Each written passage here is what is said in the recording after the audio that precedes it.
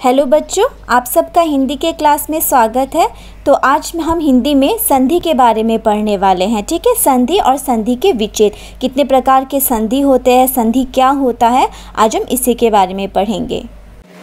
तो बच्चों, आज हम हिंदी व्याकरण में पढ़ेंगे संधि के बारे में।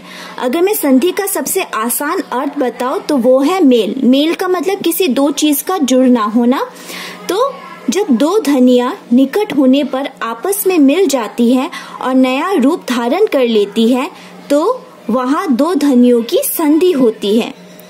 तो दो वर्णों के मेल से उत्पन्न विकार यानी परिवर्तन को हम संधि कहते हैं। ठीक है, अब जब हम दो शब्द, ठीक है, दो अलग अलग शब्द होते हैं, ठीक है, जब हम उनको जोड़ देते हैं, मिला देते हैं ना, तब उसमें परिवर्तन होता है कि नहीं होता है, तो उसी को हम क्या कहते हैं, संधि कहते हैं। ठीक है, तो ये देखो मैंने कुछ उदाहरण दिए, जैसे हिम और आलय। हिम का मतलब होता है बर्फ, आलय का मतलब होता है घर। ये दोनों अलग अलग शब्द है, ठीक है, लेकिन इन दोनों को जब मैंने जोड़ दिया तो ये बन गया हिमालय।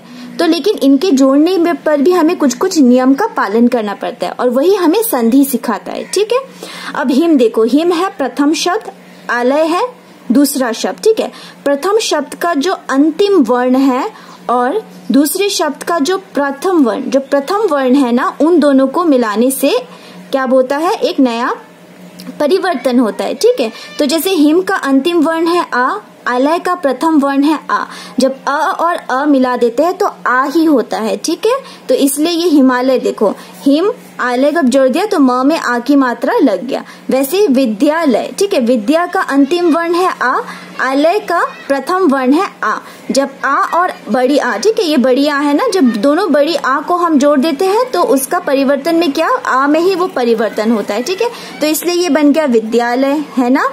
तो देखो महाशय, महा का अंतिम वर्ण है आ, आशय का प्रथम वर्ण है बड़ा आ, दोनों में बड़ा आ, तो हम जानते हैं बड़ा आ को जब हम जोड़ देते हैं तो वो अ में ही परिवर्तन होता है। ठीक है, इसे जब महाशय को जोड़ देंगे तो वो बन जाता है महाशय, है ना, महाशय। तो हमें इसी नियम का पालन करना है। तो संधि ना तीन प्रकार के होते हैं, स्वर संधि, व्यंजन संधि और विसर्ग संधि।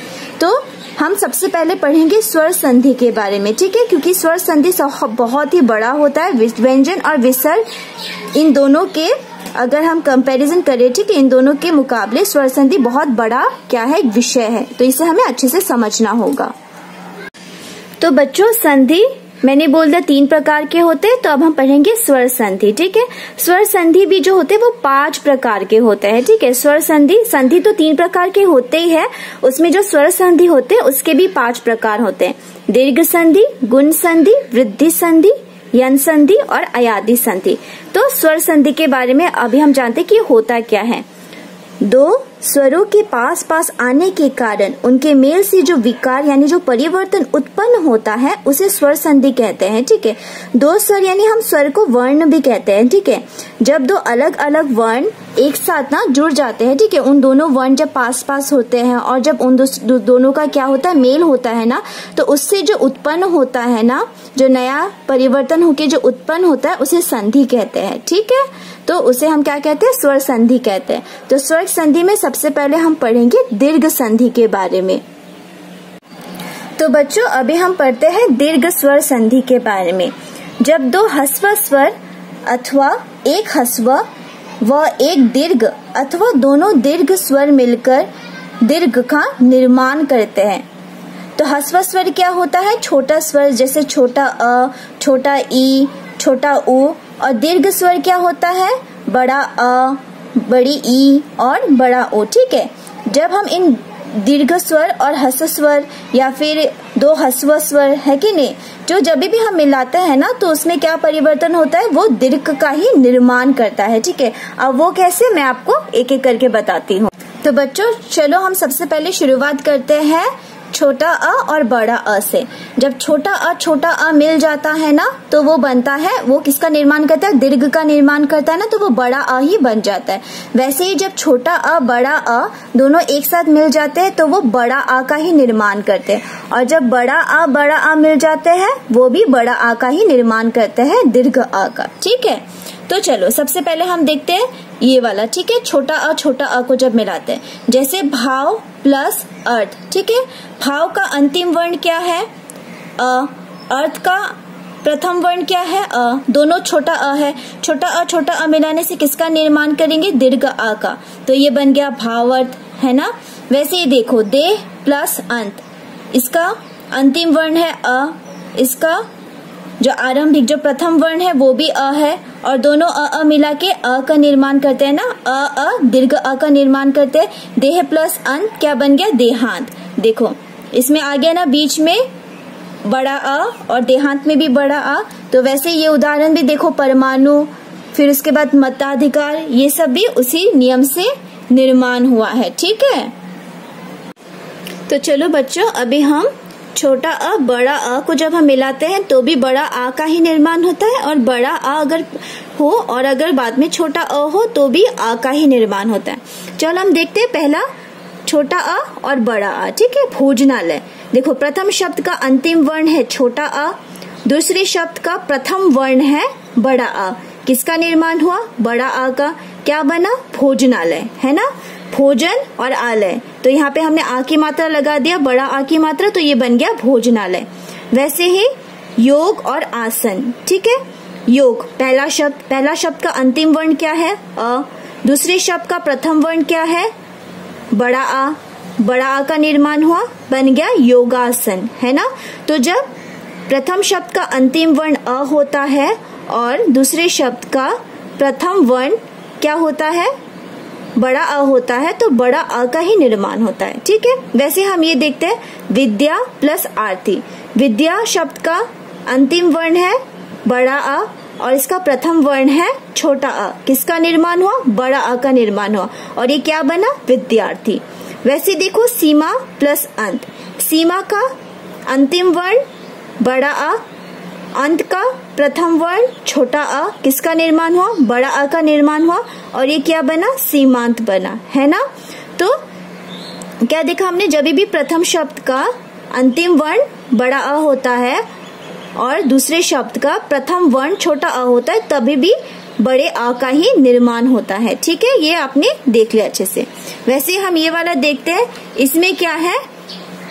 दो, इसका भी क्या है? प्रथम वर्ण आ होता है और दूसरा वर्ण भी अ होता है, तो वो दोनों मिला के बड़ा आ का ही निर्माण करते हैं, ठीक है। जैसे दया प्लस आनंद, दया का अंतिम वर्ण बड़ा आ, आनंद का प्रथम वर्ण बड़ा आ का निर्माण हुआ बड़ा आ का, बना दयानंद। देखो य में बड़ा आ की मात्रा लग गया। वैसे महा प्लस आशय, अंतिम वर्ण बड़ा आ, प्रथम वर्ण बड़ा आस का ही निर्माण हुआ, बना महाशय। वैसे चिकित्सा प्लस आलय में भी चिकित्सालय ऐसे ही बना। तो चलो बच्चों, अभी हम ई का देखते हैं, ठीक है। जब भी दो छोटा ई का क्या होता है? मेल होता है, तो वो बड़ा ई का ही निर्माण करता है। जैसे रविंद्र का देखो, रवि में क्या है? छोटा ई, इंद्र में भी छोटा ई, इसका भी अंतिम वर्ण छोटा ई है, प्रथम वर्ण छोटा ई है, तो बड़ा ई का निर्माण करेगा, इसलिए ये क्या बना? रविंद्र बना, है ना। रविंद्र में देखो पीछे क्या लगा तुम्हारा? बड़ा ई बन गया, ठीक है। तो वैसे ही मुनिंद्र का देखो, अंतिम वर्ण छोटा ई, प्रथम वर्ण छोटा ई, बड़ा ई का निर्माण क्या बन गया? मुनिंद्र। देखो मुनिंद्र में क्या लग गया? बड़ा ई लग गया, ठीक है। वैसे ही जब छोटा ई बड़ा ई दोनों का मिलन होता है, मेल होता है, तो भी वो बड़ा ई का ही निर्माण करता है। और जब भी तुम्हारा पहला में अगर, ठीक है, प्रथम शब्द में अगर अंतिम वर्ण बड़ा ई है और दूसरे शब्द में अगर प्रथम वर्ण छोटा ई है, तो भी बड़ा ई का ही निर्माण होगा। जैसे देखो इसमें हम देखते हैं, ठीक है, ये वाला देखते हैं। गिरीश, प्रथम शब्द का अंतिम वर्ण छोटा ई, पहले शब्द का प्रथम वर्ण बड़ा ई, छोटा ई बड़ा ई, किसका निर्माण किया? बड़ा ई का निर्माण किया, क्या बन गया? गिरीश। देखो वैसे ये महेंद्र का देखो, इसका अंतिम वर्ण बड़ा ई है और इसका प्रथम वर्ण छोटा ई है, बड़ा ई छोटा ई बड़ा ई का निर्माण करेगा, इसलिए बन गया महेंद्र, ठीक है। वैसे ही परीक्षा, योगेंद्र भी इसी नियम के वजह से क्या बना? इस शब्द का परिवर्तन हुआ। वैसे ही जब दो बड़ा ई हो तो किसका निर्माण होगा? बड़ा ई का ही निर्माण होगा। जैसे मही प्लस ईश, अंतिम वर्ण बड़ा ई, प्रथम वर्ण बड़ा ई, किसका निर्माण किया? बड़ा ई का निर्माण किया, क्या बन गया? महिष। ये देखो इसमें लग गया ना तुम्हारा बड़ा ई। वैसे ही देखो रजनी प्लस ईश, क्या है? अंतिम वर्ण बड़ा ई, प्रथम वर्ण बड़ा ई, बड़ा ई का निर्माण क्या बन गया रजनीश? ये देखो इसमें तुम्हारा क्या है, तुम्हारा बड़ा ई लग गया। तो ये हमारा ई का नियम है। तो बच्चों अभी हम ऊ का देखेंगे, ठीक है। जब भी दो छोटा ऊ मिलता है तो बड़ा ऊ का निर्माण होता है। गुरु उपदेश, गुरु प्लस उपदेश, अंतिम वर्ण छोटा ऊ, प्रथम वर्ण बड़ा ऊ, किसका निर्माण हुआ? बड़ा ऊ का निर्माण हुआ, बन गया क्या? गुरु उपदेश। ये देखो इसमें लग गया ना बड़ा ऊ। वैसे ही भानु उदय, भानु का अंतिम वर्ण छोटा ऊ, उदय का प्रथम वर्ण छोटा ऊ, बड़ा ऊ का निर्माण हुआ भानुदय। देखो बड़ा ऊ की मात्रा लग गया, भानुदय बन गया, है ना। वैसे ही जब एक छोटा ऊ और एक बड़ा ऊ होता है तो बड़े ऊ का ही निर्माण होता है, चाहे वो पहले लगे या बाद में, ठीक है। जैसे देखो इसका देखते हैं हम, लघु प्लस उर्मी, अंतिम वर्ण छोटा ऊ, प्रथम वर्ण बड़ा ऊ का निर्माण हुआ, लघुर्मी बना। वैसे ही देखो इसका देखते हैं, वधु प्लस उत्सव, अंतिम वर्ण बड़ा ऊ और इसका प्रथम वर्ण छोटा ऊ, बड़ा ऊ पहले छोटा ऊ पहले, लेकिन बड़ा ऊ का ही निर्माण हुआ और ये बन गया वधु उत्सव। देखो इसमें बड़ा ऊ की मात्रा लग गया ना, तो ये बन गया वधु उत्सव, ठीक है। तो वैसे ही जब दो बड़ा ऊ का मेल होता है तो भी वो बड़ा ऊ का ही निर्माण करता है। इसका देखो वधु प्लस उर्मी, अंतिम वर्ण बड़ा ऊ, प्रथम वर्ण बड़ा ऊ, किसका निर्माण हुआ? बड़ा ऊ का निर्माण हुआ, क्या बन गया? वधुर्मी, है ना। देखो बड़ा ऊ लग गया। वैसे ही भू प्लस ऊर्जा, अंतिम वर्ण बड़ा ऊ, प्रथम वर्ण बड़ा ऊ, किसका निर्माण हुआ? भूर्जा, भूर्जा में क्या ऊ लगा? बड़ा ऊ लगा। तो ये हमारा क्या हुआ? ये हमारा जो दीर्घ संधि है, ये दीर्घ संधि में, ठीक है। दीर्घ संधि में आ, बड़ा आ, छोटी ई, बड़ी ई, छोटा ऊ, बड़ा ऊ, इनका क्या होता है? परिवर्तन होता है, ठीक है। तो दीर्घ संधि में हमेशा छोटा अ, बड़ा अ, छोटी ई, बड़ी ई, छोटा ऊ, बड़ा ऊ, इनका ही क्या होता है? इनका ही हम लोगों का क्या होता है? परिवर्तन होता है, ठीक है ना। तो जब भी आप किसी भी शब्द के बीच में अ, आ, ई, ऊ देखो तो वो दीर्घ संधि हो गया, ठीक है। जैसे मैंने आपको बहुत सारे उदाहरण दिए, जैसे वधुर्मी में क्या है? बीच में बड़ा ऊ है, तो ये देखने से ही आपको पता चल जाएगा दीर्घ संधि है। वैसे ही मान लो जैसे ये क्या है?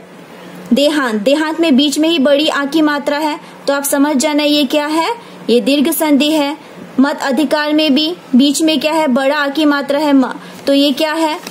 दीर्घ संधि है। वैसे भोजनालय में देखो बड़ा आ की मात्रा है। विद्यार्थी में देखो, विद्यार्थी में यहाँ पे बड़ा आ की मात्रा। हमेशा बीच के शब्द में देखो, जहाँ पे भी आपको आ, ऊ, ई ये सब दिखेगा तो वो दीर्घ संधि होगा, ठीक है।